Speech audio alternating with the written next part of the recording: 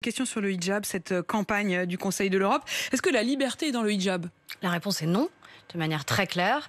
Cette campagne du Conseil de l'Europe, qui n'est pas à confondre avec des institutions européennes, il faut aussi être clair. Oui, sauf qu'en fait, elle est quand même cofinancée par la Commission européenne. Elle a malheureusement été cofinancée, mais pas à l'initiative d'une institution européenne. Et pour avoir des collègues qui siègent au Conseil de l'Europe, des collègues parlementaires, ils ont découvert en même temps que nous sur les réseaux sociaux cette campagne.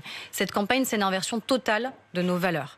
La liberté, c'est la liberté des femmes de pouvoir le porter ou de ne pas le porter. Ça n'est en aucun cas le prosélytisme pour dire que c'est en le portant qu'on exerce sa liberté. Et cette inversion des valeurs, elle est dramatique et on ne peut pas vouloir justement défendre les valeurs qui sont celles de l'Union européenne et avoir malheureusement des institutions qui le cofinancent. Quand vous entendez Marine Le Pen qui veut interdire le voile dans l'espace public, est-ce que vous, à l'inverse, vous défendriez la possibilité pour les femmes de le porter dans l'espace public ?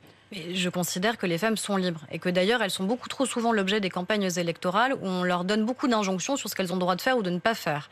Et que d'ailleurs beaucoup de candidats, les plus conservateurs d'entre eux, pour le dire poliment, sont d'abord ceux... Vous pensez quoi? Vous pensez à Marine Le Pen et Éric Zemmour? Marine Le Pen et Éric Zemmour sont d'abord ceux qui s'attaquent quand même aux droits des femmes. Il faut voir à la fois comment ils s'expriment sur les femmes, notamment Éric Zemmour. Il suffit de lire son livre sur les femmes qui sont le but et le butin de tout homme, et j'en passe et des meilleurs, ou la manière avec laquelle il parle à la fois du recours à l'IVG, des droits des femmes, ou des femmes qui mettraient à mal le caractère viril nécessaire évidemment dans notre société. Bon, il craint les femmes, je ne sais pas pourquoi, mais ce que je pense profondément... Vous ne pouvez pas faire ce reproche-là à Marine Le Pen par contre.